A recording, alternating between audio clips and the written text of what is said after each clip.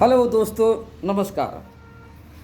आज मैं फिर से एक बार बिहार दैनिक पंचायत के पेज पर आया हूँ और आज मैं जो बातें आप लोगों से कहने जा रहा हूँ दो विषय पर। और आज की जो मेरी बात होगी भारत के जो तमाम भारत देश के अंदर में जो रहने वाले जो तमाम जनता है, पब्लिक है, आम पब्लिक है, उसके फायदे की बात मैं कहने जा रहा हूँ दो विषय पर। इसलिए आज का ये मैसेज हर लोगों को ये सुननी चाहिए, समझनी चाहिए जो मैं आज क्या कहने वाला हूँ। अभी फ़िलहाल 3-4 विधानसभा के अंदर में चुनाव हुए हैं।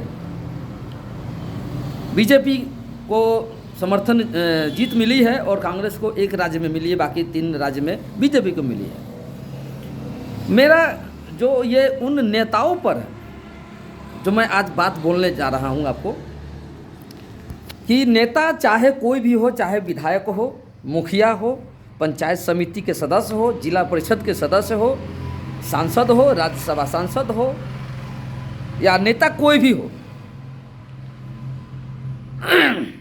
जब चुनाव में नामांकन पत्र भरने जाता है कोई नेता, तो उसमें अपना शपथ पत्र देता है।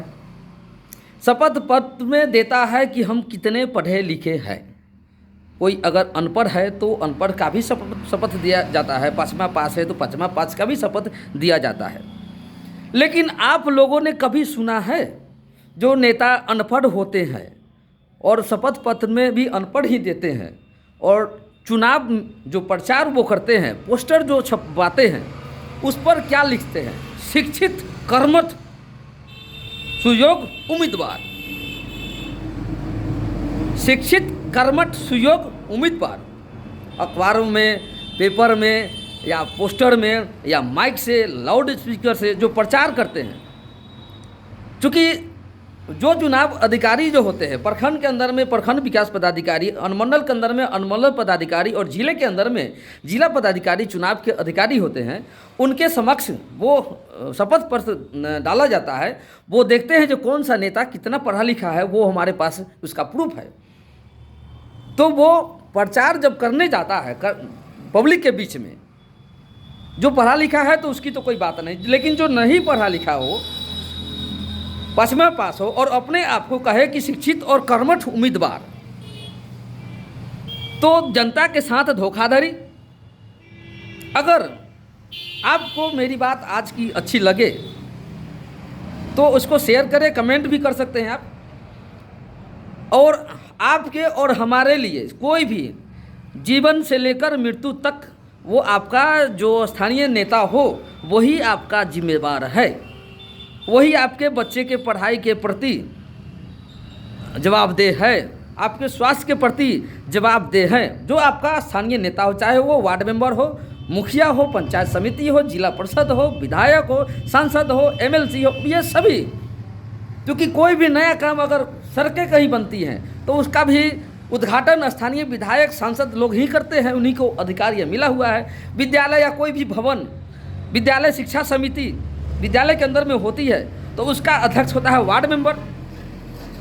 अगर आप लोग भी वोट देने जाते हैं लाइन में खड़ा होकर के 3-3 घंटा, तो आप ये सोचते नहीं है कि जिसको हम चुनाव में वोट देने जा रहे हैं वो किस लायक आदमी है, कितना पढ़ा लिखा है।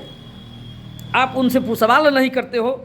देश में विधानसभा का चुनाव अगर होता है और या लोकसभा का चुनाव होता है तो आप लोग सिर्फ पार्टी को देखते हो, चाहे वो कांग्रेस हो, राजद हो या बीजेपी हो। लेकिन जो आपका स्थानीय विधायक है उस पर आप ध्यान नहीं देते हो कि ये कितना पढ़ा लिखा है। और हमारे विधानसभा की क्षेत्र की बात अपने विधानसभा के अंदर में उठा पाएगा या नहीं, या अभी तक जो जिसको भी आप लोगों ने दिया है वोट, जिन भी विधायक को चुना है, जिन भी सांसदों को चुना है, क्या उन्होंने आपके क्षेत्र के बारे में वो अपने लोकसभा के अंदर कोई भी चर्चा किए हों? एक तो पहली बात ये नेताओं के लिए मैंने कही कि आप अगर चुनाव में वोट करें या वैसे जो प्रत्याशी हैं जो अपने आप को हैं अंगूठा छाप लेकिन बोलते हैं शिक्षित और कर्मठ उम्मीदवार, ये उनकी उन अधिकारियों की भी जिम्मेदारी बनती है जो प्रखंड विकास पदाधिकारी होते हैं, डीएम साहब होते हैं, उनको भी अगर उनके यहाँ कोई शपथ पर देता है कि हम भाई 5वां पास है, तो आप मायके में भी प्रचार कीजिएगा कि 5वें पास है। अगर झूठा प्रचार कीजिएगा तो हम आप पर FIR करेंगे, 420 का केस दर्ज करेंगे। अगर इस तरह से होने लगे तो भाई गॉड, मैं कहता हूं कि कोई भी अनपढ़ प्रत्याशी चुनाव में खड़ा ही नहीं होगा। अब जान लीजिए, अंगूठा छाप प्रत्याशी प्रचार करेगा कि हम भैया अंगूठा छाप है, हमको वोट दीजिए, करेगा? ये मैसेज हो गया मेरा। और आज दूसरा जो मैसेज है वह भी आम लोगों के हित से जुड़ा हुआ है। मेरे हाथ में एक किताब है, सूचना का अधिकार अधिनियम 2005। ये कानून बना था भारत सरकार ने इसको बनाई थी जिस समय कांग्रेस की सरकार थी 2005 में। अभी चल रहा है 2023-24 होने वाला है, दिसंबर महीना, 1 महीना बचा हुआ है। कितना वर्ष हो गया? उस कानून में जो लिखा हुआ है उसमें जो जुर्माने की राशि जो अधिकतम है किया हुआ है 25,000 रुपये तक। जो सूचना अधिकारी जुर्माना देने सूचना देने में आनाकानी करते हैं, सूचना देने में देरी किए हैं, तो उनके ऊपर जुर्माना अधिकतम 25,000 रुपये है। एक यह चीज़, एक दूसरी चीज़ भी मैं कहूँगा कि जो सूचना मांगने वाला व्यक्ति है वो जुर्माना की राशि उस सूचना मांगने वाले व्यक्ति के खाते पर आने चाहिए, ना कि सरकार के खजाने में। अगर ये दो चीज़, ये इस बदलाव, अगर ऐसी बदलाव अगर हो गई कि जो सूचना मांगने वाला व्यक्ति उसी को पैसा उसके खाते पर आना चाहिए जिस अधिकारी के ऊपर जुर्माना लगता है, तो जान लीजिए हर घर से एक सूचना मांगने वाला व्यक्ति खड़ा हो जाएगा। और क्या काम है ईडी का, क्या काम है भ्रष्टाचार निरोधी जो तंत्र होते हैं उसका। और अगर हर घर से सूचना मांगने वाला व्यक्ति खड़ा हो जाता है तो कितना चोरी करेगा जनप्रतिनिधि और अधिकारी? चोरी नहीं कर पाएगा, क्योंकि हर घर से सूचना, कितना को सूचना देते चलेगा भाई, और कितना जुर्माना भरते चलेगा। दूसरी चीज़, सूचना का अधिकार अधिनियम 2005 में जब बना था उस समय था 25,000 रुपये जुर्माना की राशि का। अभी चल रहा है 2023। हर कानून में संशोधन होता है। उस समय जो सरकारी पदाधिकारी थे उनका जो वेतन कुछ और था, अभी वेतन कुछ और है। अभी उसके मुताबिक तो कम से कम 5 गुनी वेतन जरूर है। तो ये जो कानून बना 2005 में 25,000 अधिकतम देना था, तो अब तो वेतन भी उनको 4 गुना हो गया, तो जुर्माना भी तो 4 गुना होना चाहिए।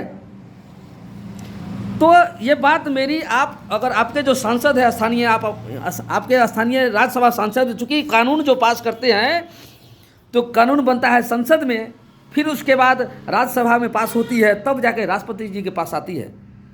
तो अगर आप मेरी बातों से सहमत है तो इस बात को, इस वीडियो को अपने स्थानीय विधायक, स्थानीय सांसद, स्थानीय राज्यसभा सांसद जो आपके संपर्क में हैं उनके पास भेजिए, शेयर कीजिए, कमेंट कीजिए, लाइक कीजिए।